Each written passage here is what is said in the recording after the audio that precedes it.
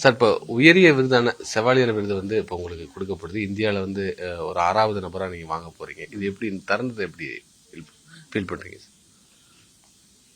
எந்த அவார்டுமே சின்ன அவார்டு பெரிய அவார்டு நம்ம சந்தோஷமாக இருக்கும். அதுவும் கொஞ்சம் புத்தகத்தில் கொஞ்சம் என்கரேஜ் பண்ணும். அது இது மட்டும்தான் அப்படின்னு இல்லை. அது சின்ன அவார்டு வாங்கும்போதுலேருந்து ஒரு பெப்பாக ஒரு ஒர்க் பண்ணும்போது இன்னும் கொஞ்சம் பெட்டராக பண்ணால் அது டேஞ்சர் கூட.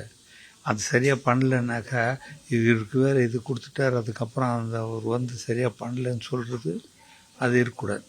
ஸோ நம்ம பண்ணுற வேலை நம்ம பண்ண வேண்டியது தான். ஸோ இப்போ தமிழ்நாட்டில் ஒரு 3வது நபராக வாங்குறீங்க.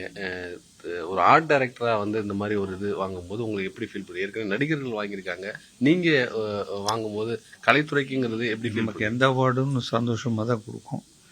அதுக்குன்னு சொல்லிட்டு கலைத்துறைக்கு வந்ததுன்னா எல்லாருக்குமே என்கரேஜ்மெண்ட் மாதிரி தான் இருக்கும். ஸோ எனக்கு மட்டும் கிடைச்சது இது எல்லாரும் கிடைச்ச மாதிரி தான். இது இல்லாத வந்து இந்த எக்ஸிபிஷனில் எது பண்ணாலும் it's dedicated to the film industry மாதிரி கொஞ்சம்.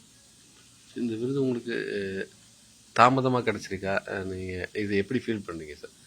உரிய நேரத்தில் கொடுத்துருக்காங்களா இல்லை கொஞ்சம் லேட்டாக கிடச்சிருக்கு நீங்கள் ஃபீல் பண்ணுறீங்களா? அதெல்லாம் அவார்டுன்றது எப்போ கொடுத்தாலும் அது வாங்கிக்க வேண்டியதுதான். இதுக்குன்னு சொல்லிட்டு இப்போ கொடுத்துட்டாங்களே அது 10 வருஷத்துக்கு முன்னாடி கொடுத்துருக்கணும், அந்த ஐடியாலாம் வராது. அது கொடுக்கும்போது தான் தெரியும். It's important and it's nice to feel.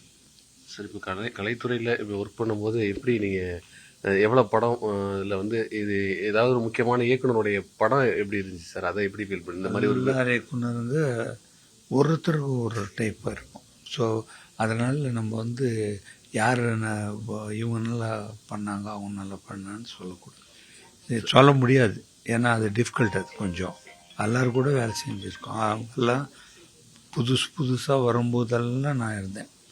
So that's what it is. இப்போ தகவல் தொழில்நுட்பம் வளர்ந்துருக்கு, ஏஐ டெக்னாலஜி வந்திருக்கு. அதெல்லாம் நம்ம மனசில் வச்சுக்கூடாது. நம்ம செய்கிற வேலை பென்சில் ட்ராயிங் அதுதான் பண்ணணும், அவ்வளோதான். அது ஏஎல்லாம் வந்தாருனாக்கா அது இன்னொரு டூல் அவ்வளோதான். தவிர அதுக்குன்னு சொல்லிட்டு நம்ம ஸ்கெட்சை மாற்ற முடியாது. பட் இந்த பேஸ் வச்சுக்கிட்டு தான் நம்ம பண்ணணும். அதெல்லாம் உங்களுடைய ரசிகர்களுக்கு இந்த நேரத்தில் என்ன சொல்ல விரும்புகிறீங்க சார்? அதெல்லாம் நன்றி சொல்லிடுவேன். ஏன்னா அவங்கெல்லாம் இல்லைன்னாக்கா நம்ம இல்லை. ஸோ அவங்க என்கரேஜ்மெண்ட் ஃபஸ்ட்டு, அதுக்கப்புறம் அவார்ட்ஸ். தேங்க்யூ. நன்றி.